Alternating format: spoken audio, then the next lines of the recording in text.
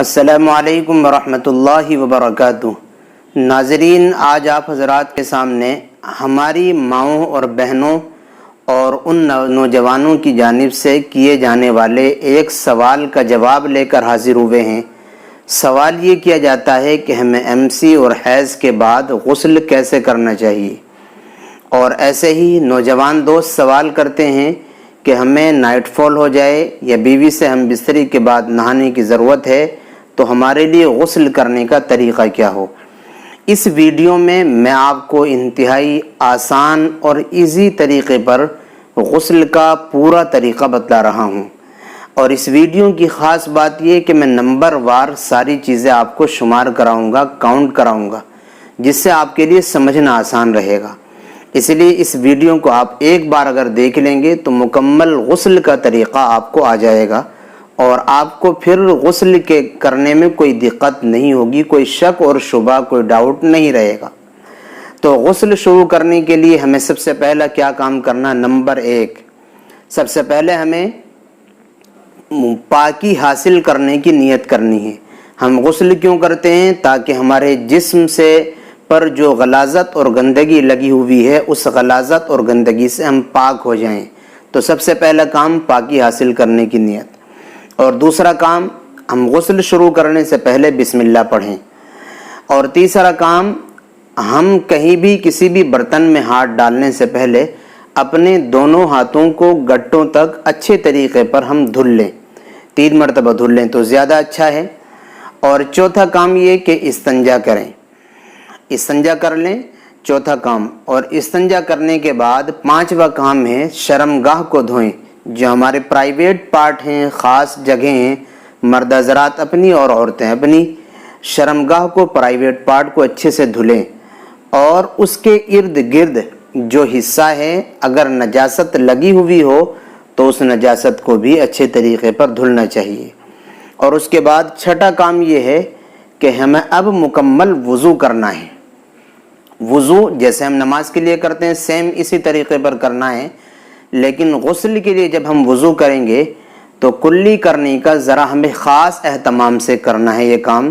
اگر روزے سے نہ ہو تو کلی کرتے ہوئے غرارہ کرنے کا بھی اہتمام کریں، اور ایسے ہی ناک میں پانی بھی ذرا اہتمام سے ڈالیں، اسپیشلی دھیان رکھ کر، اور جہاں تک ممکن ہو سکے وہاں تک پانی پہنچائیں۔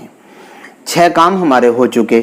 اب 7واں کام ہمیں 7ویں نمبر پر یہ کرنا ہے کہ اپنے داہنے کندھے پر 3 مرتبہ پانی ڈالیں۔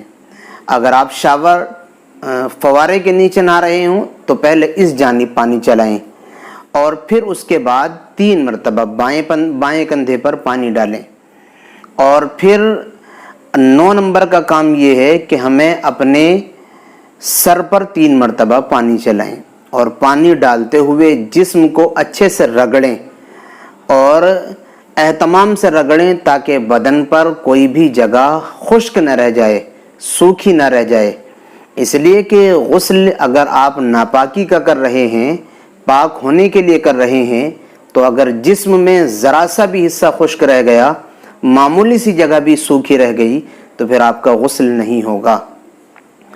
ایک اہم بات آپ اس کے ساتھ اور سمجھ لیں ہماری مائیں اور بہنوں کے لیے، اگر نجاست سے پہلے سے ہی ہماری ماؤں اور بہنیں جن کو ناپاکی ہوئی ہے، جو ناپاک ہوئی ہیں، ناپاک ہونے سے پہلے ہی اگر انہوں نے اپنے بالوں کی چٹیاں باندھ رکھی ہو تو پھر ناپاکی کے غسل کے لیے ان کو چٹیاں کھولنا ضروری نہیں ہے۔